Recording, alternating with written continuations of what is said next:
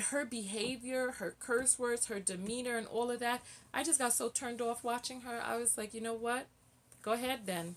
How that song go? Don't save her. She don't want to be saved. When I imagine people in my audience who are arguing against what it is that I'm saying, I'm going to hear that girl's voice. Hello, knockouts. Tonya TKO here. And as you know, I'm a self-love specialist from TonyaTKO.com. I help you learn how to love yourself and each other. On this channel, we use viral video topics as teachable moments in our own lives for attracting high vibrational relationships into our lives and being able to identify when we're self-abusing through relationship. Today, something amazing happened. My life was changed, right?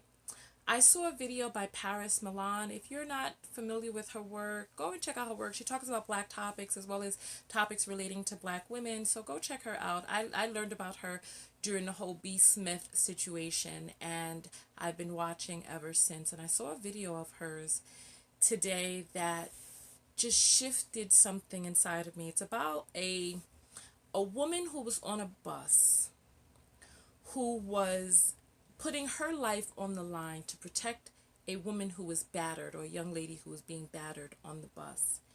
And then the young lady came out and spoke, and this right there had a profound impact on me. So I'll play a little bit of this for you so that you can see what it is that I'm talking about. How with my nigga? You just bang that girl in the face and the back of a bus? On the back of a bus, my nigga? Be for real. You a whole nigga. We seen it. We seen it. You hit that lady. The fuck? I don't care if y'all got 14 kids together. That's not love. That's death, baby. Baby girl, that's not love. Do you hear me? Do you hear me? That's not love at all, Brianna. Brianna, if you love yourself, baby, you gonna get out of there. I'm telling you. Do you hear me? I walked around with black eyes for many years. Do you hear me? Don't do it. It ain't where it's at. Don't let him out. Fuck. Don't let him off this bus. You know what? There's a lot to unpack here.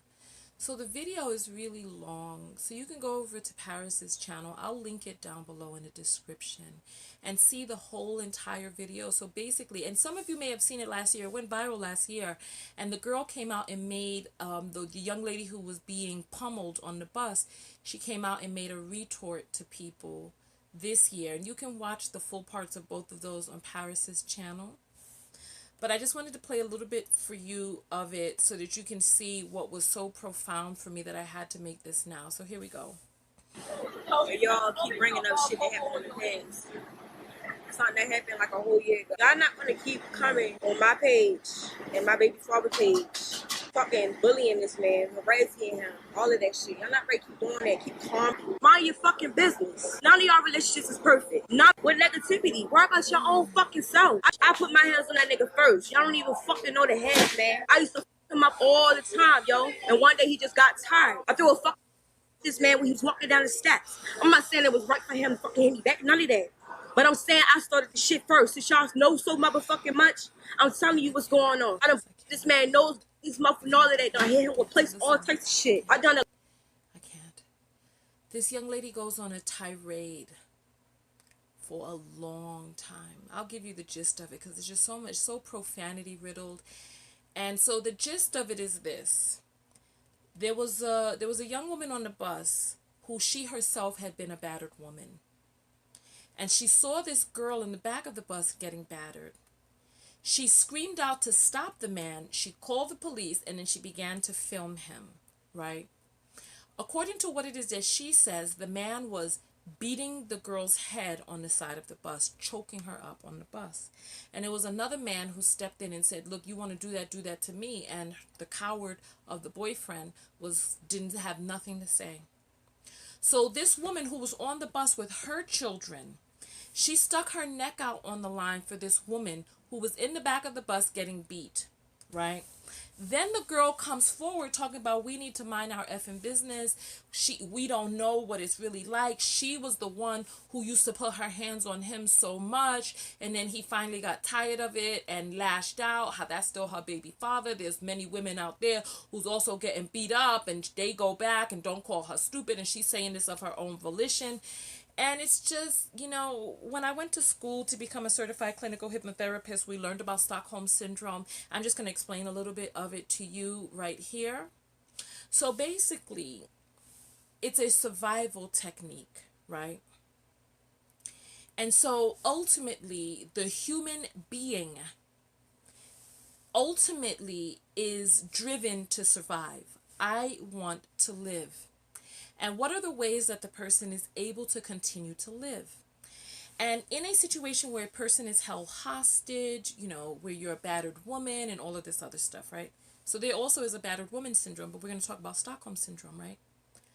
And there's a little bit of it that us here in the United States, we're suffering from a bit of Stockholm Syndrome as a society, and how Caucasian people are able to numb themselves to seeing Black people being victimized because they themselves are like, well, they had to have done something to cause it. And they really believe that. They really believe it.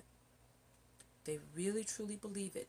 It's what allows people to be able to go to sleep at night and wake up knowing that there are children starving in the ghettos all across the U.S., that there's gun violence and victimization and redlining and all of this other stuff. So they justify it in their minds because they're like, oh, something had to, these people must be a certain type of way. Oh, they just that, they must be bad people. They must be extra violent. They must be this. They must be that. In order to be able to rectify with themselves. So people who are in hostage situations, right? They actually literally, really, truly begin to love their victimizer. Because in order to survive, they have to be able to align with the unalignable, with the heinous. They have to make a justification for it in their mind. Otherwise, they will participate in activity which will take their lives. They will take their own life or attack this person, and that person will take their life. So in order to be able to deal with it each and every day, the human mind will create a scenario. It's like, so let me see if I can zoom in. Right? Okay. So, I can't tilt though. Let's see. I can zoom in, but I can't tilt. So here. This looks funny. Okay. So there is, when I went, because you all know, some of you may not know, I have a degree in media arts. So when I went to school, one of the things that we learned is the extreme close-up, right? And how to do an extreme close-up. When you do an extreme close-up, sorry, I tilted it. When you do an extreme close-up, you would typically just really crop in real tight on a person's head. And what happens is the human mind knows that the head is not a Frankenstein head that's just flat right there. So that you're able to zoom in really close and get those really close shots, right? Because the human mind will supplement additional information that is not already provided. Like the tops of the head. Go look at news broadcasts, or when someone's getting ready to cry. They zoom in, they crop in real tight. Even if the camera opened up, I'm a human being. You know that my head is going to be ovular on top. So you know that even though all you see is a little square, you fill in the rest of the information.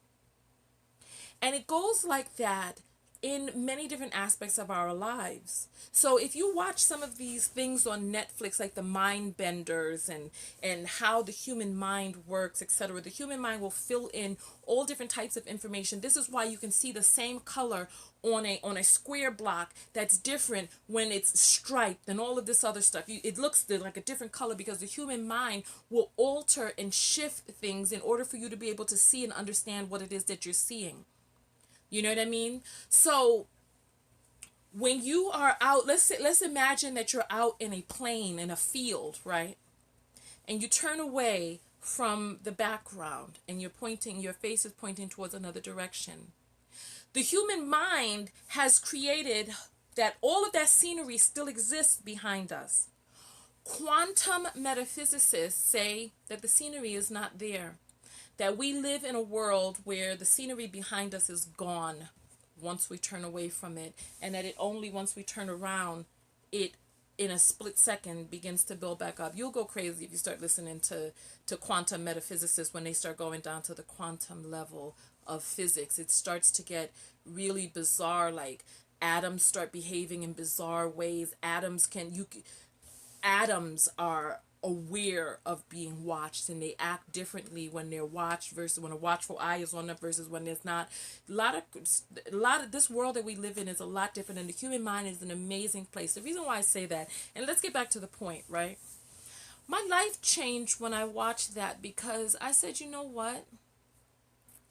This girl is so embedded in her story, in the filling in of all those blanks, that she's created a narrative. Stockholm syndrome, you will create a narrative. Oh, this person is XY. You will tell yourself whatever it is that your particular mind needs to know and understand in order for you to survive in that situation. Right? So, when it comes to how did this information change my life? I realized that there's some people out there that just are not ready for the information. They're not ready for the information that I have to present. And that's okay. That's okay. I will present my information to the people who are ready. You know, because I'm a life coach and I work with people one-on-one, most of the people who come to me are ready. They want to work with me. They are ready to pull up their sleeves and ready to do the work. It has been my assumption, it has been my surmising since I've been online, that the people that I'm talking to are ready to do the work. The people I'm talking to have an understanding of the fact that something is wrong. But watching that and listening to that young lady, I realized that there are people who are so far down deep inside of their hole that they cannot come up. That they can't come up. This is my book right here. The Book of Affirmation, Self-Love. If you are on the precipice of change and you want to create change in your life, this book right here will assist you in creating change. It's an affirmations workbook where you rewrite the affirmations. I'm a certified clinical hypnotherapist. I've written these affirmations in such a way to be able to rewrite your subconscious programming. Do the affirmations, your mind will do the rest. You do this right before you go to sleep or right after you wake up when your subconscious mind is supple, and you rewrite that programming. This is sold on Amazon as well as on my website. Check the reviews on Amazon. It's a life-changing book. You just have to do the work, but you got to be ready to do the work. So on Amazon, they're shipping it Prime. On my website, I autograph it for you. So you make the decision between which two places you want to get the book, right? And so I realized when I heard this young lady talking, everybody's not ready. And this is definitely going to have an impact on the types of videos that I make, who I respond to in the comments, how I respond to videos, how I react to videos, who gets blocked quickly, who I allow to continue to converse. Because I didn't come to play. I had a near-death experience in 2007. I didn't come here to play. I didn't. You know, I'm on a mission to assist people who are ready to wake up. If you're ready to wake up, honey, I'm your alarm clock. You just have to just not hit the snooze button. You have to open your eyes. You got to open your eyes. And so when I saw this young lady defending this guy, and then I read a comment on one of my videos. If I can find it, I'll put it on the side there, right? The comment said that the young lady was like, you know, I really don't have the time for these misfit son of pick-me's, something like along those lines. And it dawned on me, women like that who are in deep denial, men like the one from that video who's a woman beater, like I put up some posts that are pretty cut and dry, and some of the men will come out and be like, it'll be a clear sign of abuse, and the male will come out and be like, we need to hear his side of the story. and is a clear sign of abuse. There are abusive people out there. There are asleep people out there. There are people who are not ready. There are people who are deep in their programming. There are other content creators who make content for people who are still asleep.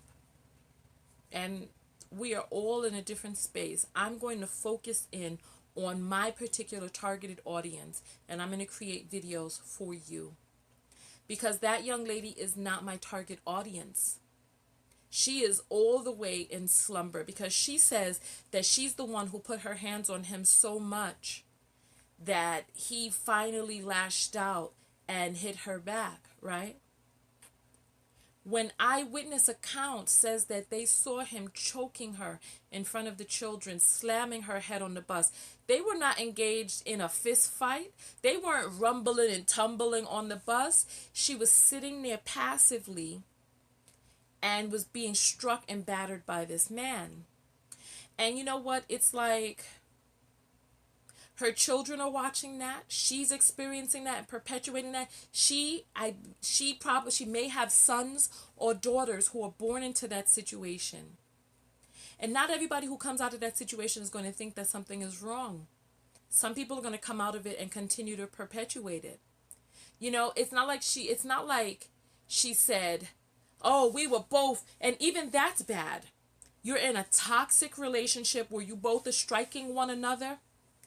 So, even that is not okay. And there are people who are in codependent abusive relationships, yes. But from what it is that I observe, I don't believe that that's the case there. I don't believe that that's the case there. Because there are people out there who are verbally abusive. And they will continue to provoke you in this toxic situation where then you lash out, right? But it's really them building up the ammunition for the time that they're really going to beat you down. So she may think that she's the one who's the aggressor in that situation. However, witnesses say something different. And her behavior, her curse words, her demeanor, and all of that, I just got so turned off watching her. I was like, you know what? Go ahead then. Go ahead. How that song go? Don't save her. She don't want to be saved. It's like that woman put her children and herself at risk. And that's another thing. The whole strong black woman trope. That she was willing to combat a man for this other woman. And she rose to the occasion as woman to come there and protect another woman. And her response is to tell people to mind they effing business and bees this and mother F's that and this, that. And I'm so turned off. When I imagine people in my audience who are arguing against what it is that I'm saying, I'm going to hear that girl's voice.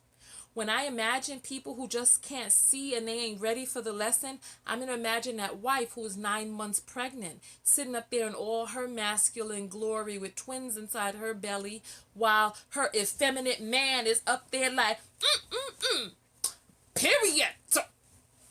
I'm going to imagine that. And I'm just going to move on from it. I'm not going to be offended. I'm not going to be perplexed. I don't know what effect this will have on my dramatic reactions and reenactments, but I know that I'm over it. I'm over it.